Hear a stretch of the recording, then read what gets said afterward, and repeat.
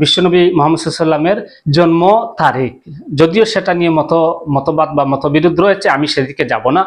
মোটামুটি এই রবিউল আউয়াল মাস, বর্তমানে এই রবিউল আউয়াল মাসে আমাদের নবী পৃথিবীতে এসেছিলেন এবং এই মাসেই পৃথিবীর থেকে যে স্বাভাবিক যে বিদায় যাত্রা সেটা হয়েছিল। তো একদিকে এটা আমাদের খুশির এবং একদিকে এটা আমাদের দুঃখের, এবং আরো বিভিন্ন ইতিহাস রয়েছে। তো আমি সেদিক নিয়ে কিচ্ছু বলবো না। আমি শুধুমাত্র আমাদের প্রিয় দিনী ভাই ও বোনদের উদ্দেশ্যে বলবো, যারা বিশেষ করে আহলে সুন্নাত ওয়াল জামাত এর যারা অনুসারী বা আহলে সুন্নাত ওয়াল জামাত যে সংগঠনের যারা অনুসারী বা দাবি করেন, এদের উদ্দেশ্যে বলবো, আপনারা ঈদে মিলাদুন্নবী উদযাপন করুন, কোনো আপত্তি নেই। আপনারা যেরকম পারুন করুন। আপনাদের যে নবীর প্রতি ভালোবাসার যে আবেগ সেটাকে আমরা শ্রদ্ধা করি, কিন্তু এটার পক্ষে বিপক্ষে কথা বলতে গিয়ে সোশ্যাল মিডিয়া বর্তমানে বিতর্ক সৃষ্টি করবেন না। বর্তমানে বিশেষ করে আমাদের যে আমরা এই উপমহাদেশ তথা বিশেষ করে ভারতবর্ষে আমাদের মুসলিম জাতির একটা ক্রান্তি লগ্ন চলছে, একটা ক্রাইসিসের সময়। এই সময়টা আমরা ঐক্যবদ্ধ হয়ে আমরা আমাদের সিস্টেমের সঙ্গে ঐক্যবদ্ধ হয়ে লড়াই করার সময়, আমাদের অধিকার আদায়ের সময়, আমাদের বিভিন্ন এই ওয়াকফ বিল এসেছে, আমাদের ওয়াকফ সম্পত্তি মানে সরকারের দখলে চলে যাচ্ছে, ইউনিফর্ম সিভিল কোড নিয়ে ইস্যু চলছে, বিভিন্ন জায়গায় আরো অনেক কিছু চলছে, যেগুলো মানে সবগুলো নাম প্রকাশ করে বলা যাবে না।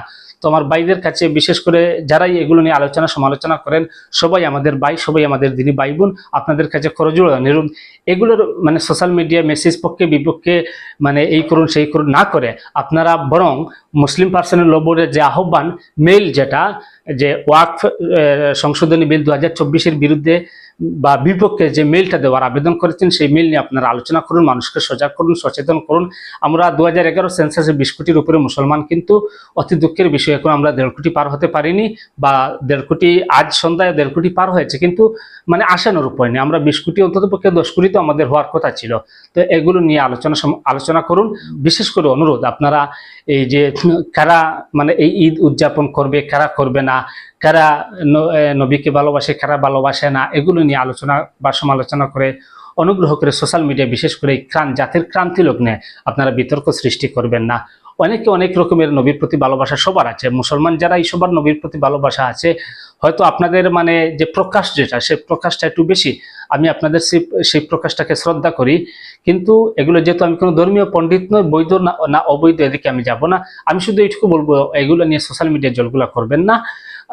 যারা পালন করে তাদের পালন করতে দিন, যারা করে না তাদেরকে মানে কোনো জোর করবেন না, এটাই আমার অনুরোধ।